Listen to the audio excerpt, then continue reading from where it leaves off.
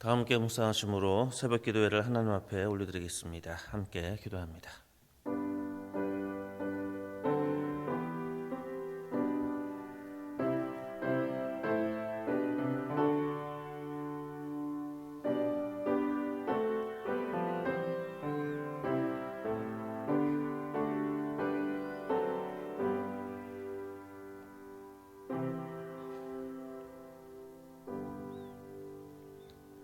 사랑의 하나님 감사합니다. 이 이른 아침 주님 앞에 다가갑니다.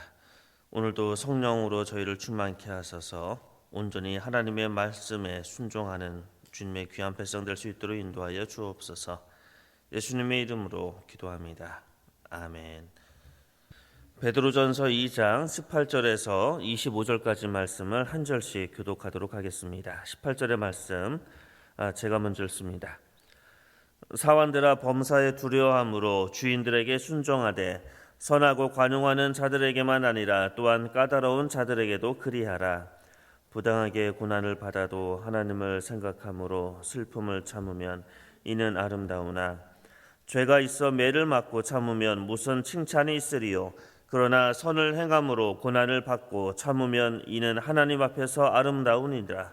이를 위하여 너희가 부르심을 받았으니 그리스도 너희를 위하여 고난을 받으사 너희에게 본을 끼쳐 그 자취를 따라오게 하려 하셨느니라. 그는 죄를 범하지 아니하시고 그 입에 거짓도 없으시며 용을 당하시되 맞대어 욕하지 아니하시고 고난을 당하시되 위협하지 아니하시고 오직 공의로 심판하시는 이에게 부탁하시며 친히 나무에 달려 그 몸으로 우리 죄를 담당하셨으니 이는 우리로 죄에 대하여 죽고 의에 대하여 살게 하려 하심이라. 그가 채찍에 맞음으로 너희는 나음을 얻었나니 너희가 전에는 양과 같이 길을 잃었더니 이제는 너희 영혼의 목자와 감독 되신 이에게 돌아왔느니라. 아멘.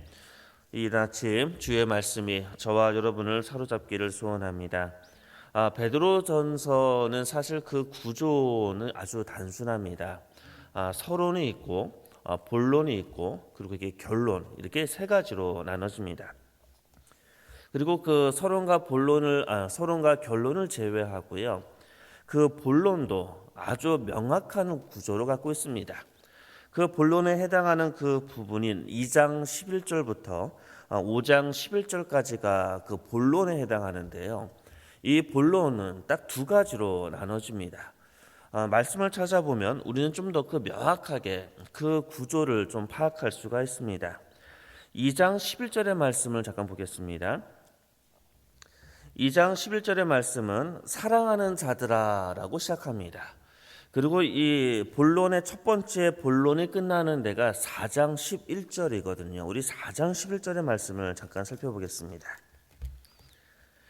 4장 11절을 끝에 보시면 11절의 끝부분입니다. 영광과 권능이 세세에 무궁하도록 있느니라. 아멘 하면서 끝납니다. 이렇게 사랑하는 자들아라로 시작해서 그리고 영광과 권능이 세세에 무궁하더라. 아멘으로 끝나는 것이 이 본론의 첫 번째 본론입니다. 그리고 두 번째 본론은요, 이제 4장 12절부터 시작하는데 시작하는 말이 똑같습니다. 4장 12절을 잠깐 보겠습니다. 사랑하는 자들아 라고 시작됩니다. 그리고 본론의 두 번째 부분이 끝나는 부분은 5장 11절인데 마치 4장 11절에서 끝나는 것처럼 5장 11절로 끝나는데 그 끝에 구절이 똑같습니다. 5장 11절을 보시면 권능이 세세 무궁하도록 그에게 있을지어다. 아멘 하면서 끝납니다. 그래서 우리는 베드로 그 전서를 볼 때 그 구조가 아주 명확합니다.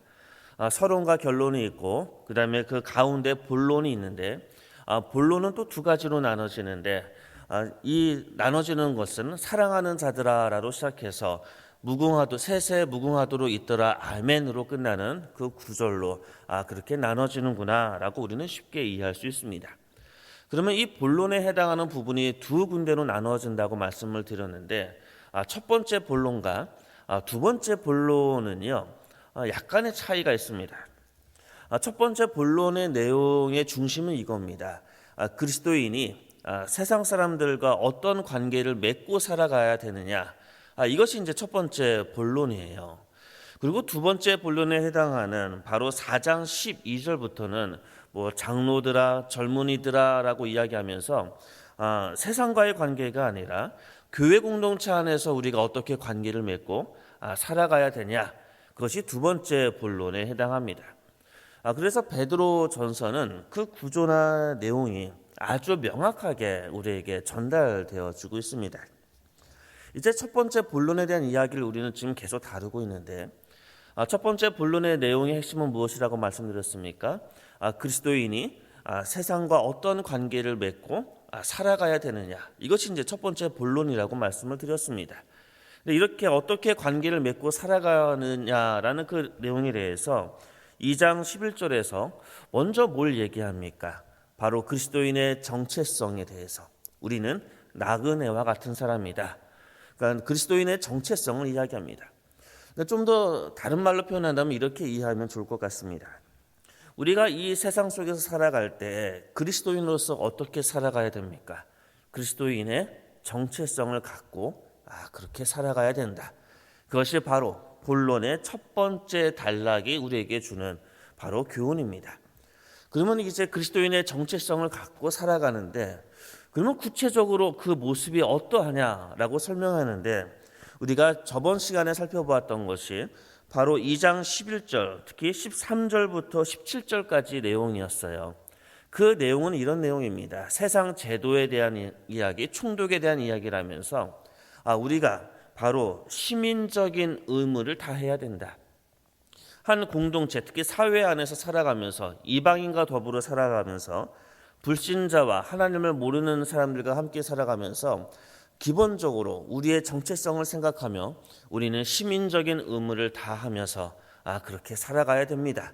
이것이 베드로가 우리에게 전해주는 첫 번째 또 권면이었습니다. 구체적인 권면이었습니다.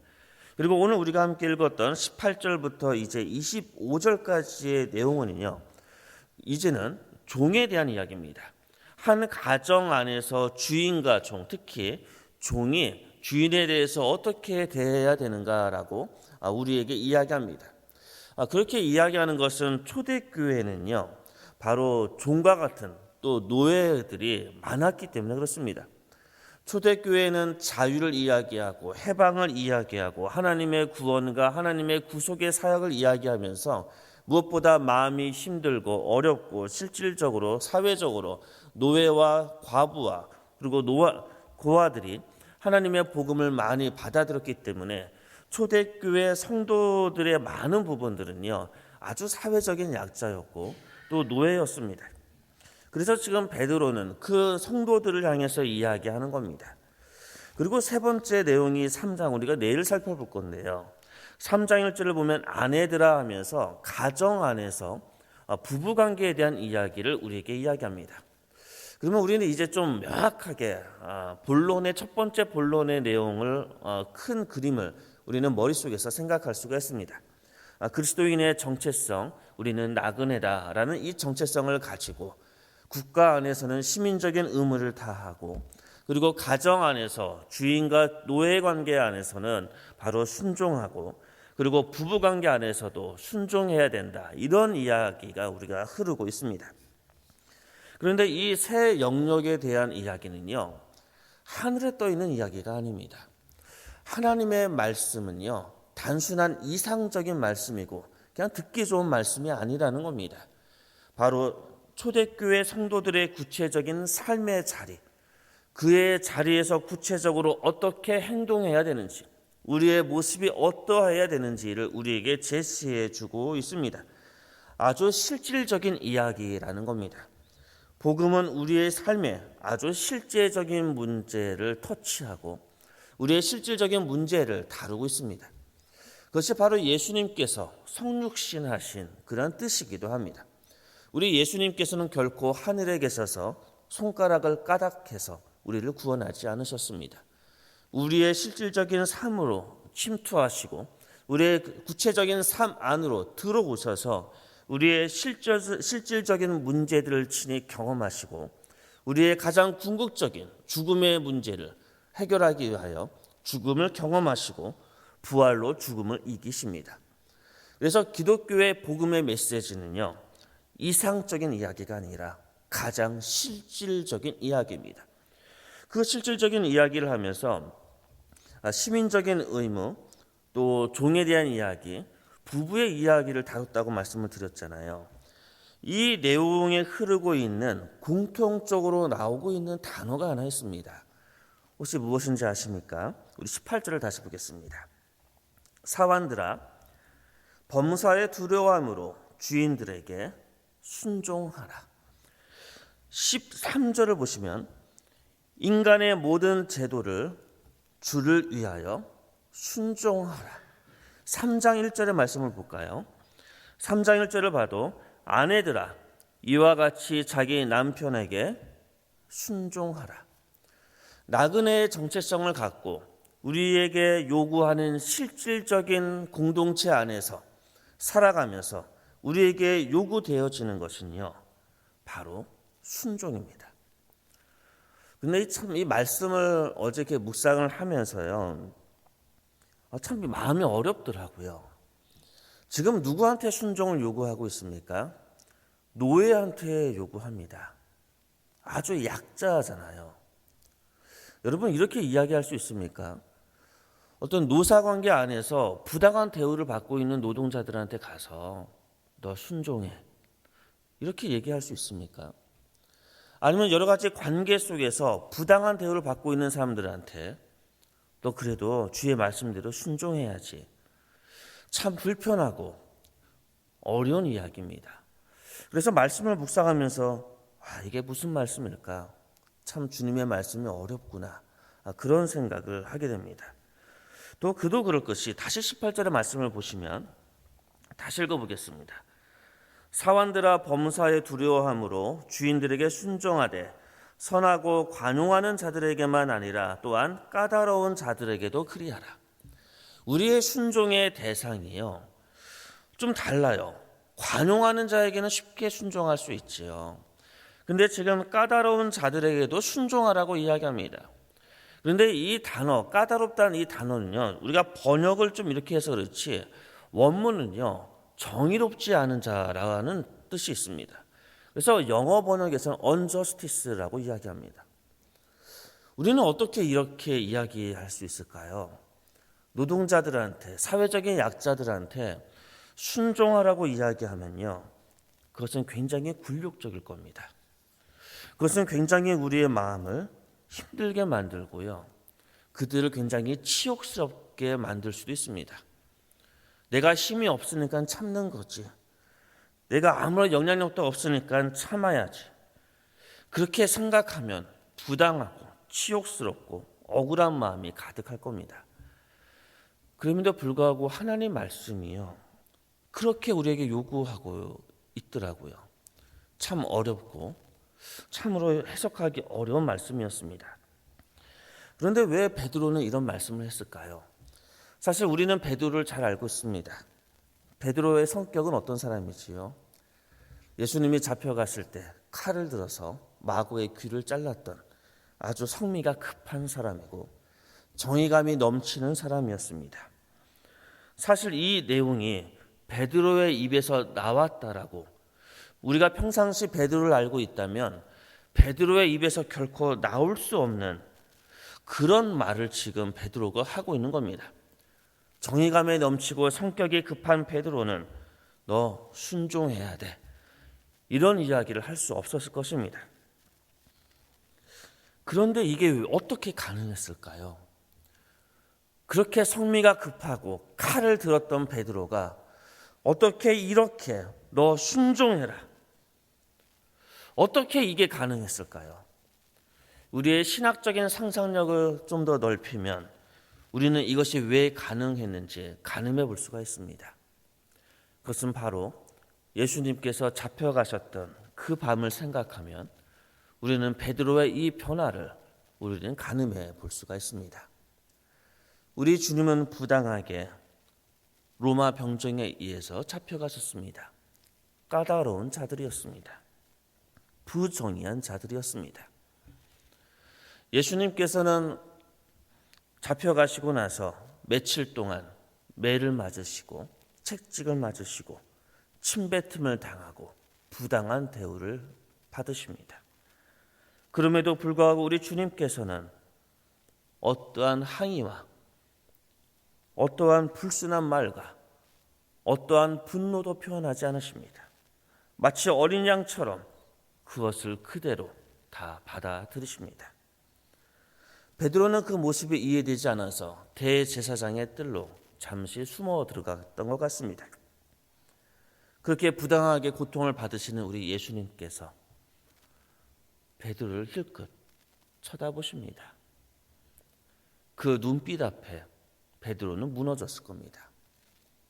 그것은 베드로는 이미 3번 예수님을 부인했기 때문에 그렇습니다. 자신의 안위를 위해서, 나의 안전을 위해서, 부당한 대우를 받지 않기 위해서, 치욕스러움을 당하지 않기 위해서 베드로는 예수님을 모른다고 심지어 저주도 합니다. 그때 닭이 울고 예수님께서는 베드로와 눈이 마주칩니다. 바로 그 순간이 베드로의 변화의 순간이었고 그의 기질과 그의 성품을 넘어서는 하나님께서 그를 붙드는 순간이 그 순간이었을 것입니다. 그렇게 우리 주님께서는 부당한 대우 속에서 십자가에 달려 부당한 죽음을 당하십니다. 그런데 그 부당한 죽음은 우리를 살리시는 의로운 죽음이었습니다. 그리고 죽음으로 끝나는 것이 아니라 우리 주님께서는 부활하시고 절망 속에 있는 그 베드로를 만나주십니다. 그것을 경험했던 베드로는 이제 이야기할 수 있는 겁니다. 너 부당하게 대우받아도 순종하라. 그 순종을 통하여 하나님의 의를 나타내라. 우리 주님도 고난을 받으셨으니 너가 받는 고난 참고 견디면 아름다울 것이다. 우리 주님께서 너의 그 고난을 이제 공의로운 심판으로 나타나게 하실 것이다. 어떻게 보면 치욕스럽고 어떻게 보면 부당하고 어떻게 보면 억울한 마음이 가득할지 모르겠지만 하나님께서는 저와 여러분에게 오늘도 이야기하십니다. 하나님을 믿고 순종하고 참고 견뎌나가라. 그러면 23절에 우리 주님께서 이렇게 말씀하십니다. 욕을 당하시되 맞대어 욕하지 아니하시고 고난을 당하시되 위협하지 아니하시고 그 다음에 말씀입니다. 오직 공의로 심판하시는 이에게 부탁하시며 우리 주님 공의로우신 분께서 공의로운 심판을 내리실 것입니다. 그러기 때문에 너 참고 견뎌라. 우리 주님의 말씀입니다. 그런데 이게요, 결코 쉽지 않을 겁니다. 우리가 무엇인가 순종한다는 것, 부당한 대우 속에서도 참아내고 하나님을 붙든다는 것, 그거 그냥 쉽게 되지 않습니다. 만약에 그것을 우리 보통 주변에 믿음이 깊은 사람들, 성자들, 뭐 이런 사람들을 보면 이렇게 순종도 잘하고 하나님의 말씀대로 살아가기 위해서 노력하는 많은 경우를 보게 될 겁니다. 그런데 우리 기억해야 됩니다. 결코 그것이 쉬워서 하는 것이 아닙니다. 그것을 그냥 쉽게 한다면 존경하지 않을 겁니다. 왜 그런지 아십니까? 로봇가 순종을 잘한다고 우리는 로봇을 결코 존경하지 않습니다. 부러워할 수는 있겠지요. 하지만 안 되기 때문에 인간은 도대체 그렇게 살아내기가 너무나 힘들기 때문에 그렇게 살면 존경하게 됩니다. 주님께서 십자가를 지신 것 결코 쉽게 지신 게 아닙니다. 그냥 고통도 없고 그냥 마음도 편하게 그 부당한 대우를 받으면서 아무런 마음의 격동과 억울함이 없이 우리 주님께서 십자가를 지신 것이 결코 아닙니다. 인간이 갖고 있는 모든 억울함과 고통과 아픔을 다 경험하심에도 불구하고 우리를 향한 사랑 때문에 참아내십니다. 그렇기 때문에 주님의 그 사랑이 위대하고 존경스럽고 그 사랑이 우리를 구원에 이르게 만드는 의로운 바로 죽음이 됩니다. 사랑하는 성도 여러분, 우리 주님께서 그 길을 걸어가셨기 때문에 오늘 저와 여러분에게 이렇게 이야기합니다. 마치 25절의 말씀처럼 너희가 전에는 양과 같이 길을 잃었더니 이제는 너희 영혼의 목자와 감독 되신 이에게 돌아왔느니라. 우리 주님께서는 우리가 길 잃지 않기를 원하십니다. 그리고 비록 힘들고 어려울지라도 주님을 신뢰함으로 순종하며 나아가기를 원하십니다. 이 말씀이 마음이 불편할 겁니다. 이 말씀은 굉장히 어려운 말씀일 겁니다. 그러기 때문에 이 말씀에 도전을 받으시고, 그러기 때문에 주님께서 걸어가셨던 그 순종의 길을 기억하며 오늘도 주님의 그 길을 따라가 우리의 영혼의 목자 되신 우리 주님을 따라가는 저와 여러분이 되기를 주님의 이름으로 축원합니다. 함께 기도하겠습니다. 사랑의 하나님, 주의 말씀이 참으로 어렵습니다. 주의 말씀대로 살아가고 싶은데 주님께서 우리에게 요구하시는 그 말씀이 어렵고 힘듭니다. 그렇기 때문에 주님이 필요합니다. 주님, 우리의 마음에 찾아와 주셔서 주의 말씀대로 살아낼 수 있도록 오늘도 우리를 붙들어 주시고 이 세상 속에서 하나님의 자녀로 나그네의 삶을 살아가는 주님의 자녀 될 수 있도록 인도하여 주옵소서. 예수님의 이름으로 기도합니다. 아멘. 주님이 가르치신 기도로 새벽 기도를 마치겠습니다. 하늘에 계신 우리 아버지 이름을 거룩하게 하시며 아버지의 나라가 오게 하시며 아버지의 뜻이 하늘에서와 같이 땅에서도 이루어지게 하소서.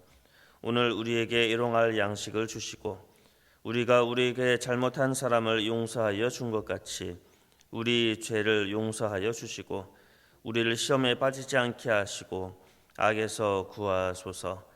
나라와 권능과 영광이 영원히 아버지의 것입니다. 아멘. 오늘도 말씀을 생각하며 함께 기도하기를 원합니다. 우리 주님께서는 예수님께서 걸어가셨던 그 십자가의 길, 순종의 길을 걸어가기를 원하십니다. 오늘도 주님께서 우리 마음속에 성령으로 충만케 하셔서 순종의 그 길을 걸어가는 주님의 자녀 되게 해달라고, 무엇보다 하나님의 말씀 앞에 순종하는 자, 온전히 하나님의 정의로움과 사랑 앞에 순종하는 자, 그렇게 그 십자가 길을 걸어가는 주님의 자녀 되게 해달라고 이 시간 함께 기도하도록 하겠습니다. 함께 기도합니다. 사랑의 하나님, 감사합니다.